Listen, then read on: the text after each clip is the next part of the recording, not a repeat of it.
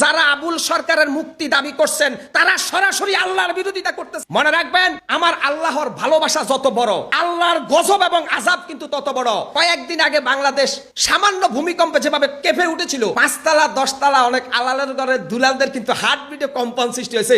এই মনের দম যায় যখন বিপদে পড়ো তখন আল্লাহর নাম, বিপদ কেটে গেলে তখন তোমরা শয়তানের নাম মুখে নাও। তোমরা মুসলমান। বাউল শিল্পীদের উপরে মানিকগঞ্জে আক্রমণের মধ্য দিয়ে সারা দেশে তোলপাড়। কি হয়েছে নৈপথ্যে, ঘটনা কি? বাংলাদেশের বাউল শিল্পী আবুল সরকার সরাসরি আল্লাহকে নিয়ে কটূক্তি করেছেন, সেটা স্পষ্ট প্রমাণিত। এরপরে পক্ষ বিপক্ষ মতামত তৈরি হয়েছে। এই যে বাউল শিল্পী আবুল সরকার, সে বলেছে আমার আল্লাহর কথার কোনো তাল নাই, আল্লাহর কথার কোনো ঠিক নাই, আল্লাহ এক এক সময় এক এক রকমের কথা বলে। আস্তাগফিরুল্লাহ নাউজুবিল্লাহ মিন জালিক। শয়তানও ছ্যাপড়া খেয়ে উঠেছে এই কথা শুনে। বাউল নামের ফাউল আবুল সরকার আমার আল্লাহকে নিয়ে চরম ভাবে অপমানিত ভাষা উচ্চারণ করেছে। আমি মনে করি স্পষ্ট এটা আল্লাহর শান এবং মানের সাথে নজিরবিহীন বেয়াদবিমূলক উচ্চারণ সে করেছে। এরপরে বাংলাদেশের কিছু বুদ্ধিজীবী আইসা, কিছু সুশীল সমাজের লোক আইসা এটাকে হালাল করার চেষ্টা করতেছেন। তারা বলতেছেন বাউলেরা নাকি অসহায়, কেন বাউলদের উপর আক্রমণ করা হয়েছে? তারা যাত্রাপালা গান করতে এসেছেন, গানের মধ্যে তারা একটা অভিনয় করেছেন জীব আত্মা আর পরমাত্মা। মানে শয়তান যে কাহাকে বলে এদেরকে দেখলে আপনারা পরিষ্কার হবেন। এরা একজন আল্লাহ সাজতেছে আর একজন মাখলুক সাজতেছে।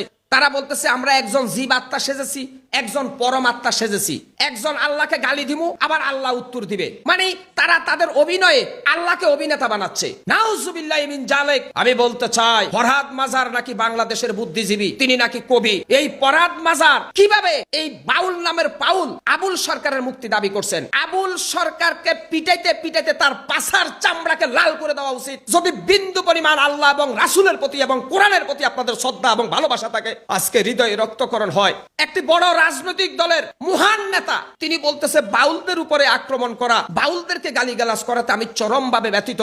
হে বর্ষিয়ান রাজনীতিবিদ, একটি বড় দলের স্থায়ী কমিটির অন্যতম নেতা যখন আল্লাহকে সরাসরি কটূক্তি করলো, আল্লাহর শান এবং মানের সাথে বেয়াদবি করছে, আপনি মস্ত বড় রাজনীতিবিদ, তাতে কি আপনার ব্যথা লাগে না? আপনার ব্যথা লাগে জালেমদের জন্য, শয়তানদের জন্য। ওদেরকে তৌহিদি জনতা মোকাবেলা করলে আপনি কষ্ট পান, কিন্তু আল্লাহ এবং রাসূলকে যে কটূক্তি করে তাতে আপনার কষ্ট লাগে না। আপনার ভোট দরকার। বাউলদের কয়টা ভোট আছে? সেই ভোটগুলোকে পকেটে ঢুকানোর জন্য বৃহত্তম জনগোষ্ঠীর ভোটগুলোর উপরে আপনি গজব নাজিল করেছেন। এভাবে আপনার দলের নেতা কর্মীরা মানুষের দ্বারে দ্বারে গিয়ে ভোট চাবে, আর আপনি ওই যে নিচে দিয়ে ফুটো করে দিবেন, সবগুলো ভোট যেন ওখান থেকে লিক হয়ে যায়। আপনার হাতে ওই দলের কবর রচনা হবে।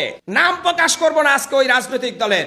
এভাবেই ওই দলটাকে আজকে সর্বনাশের দ্বার প্রান্তে দাঁড় করিয়েছে। আমরা কোরআনের ডিসিশন শুনবো আল কোরআন থেকে, বড় বড় হাক্কানি আলেমদের কাছ থেকে। এরা মুইত্তা ফানি লয় না। কিছু কিছু বাউল, এদেরকে দেখলে শয়তানের মতো দেখা যায়। এরা বিভিন্ন ধরনের পোশাক আশাক পরে আপনার জটমট লাগাই আইসা আমাদেরকে তাফসীর করে।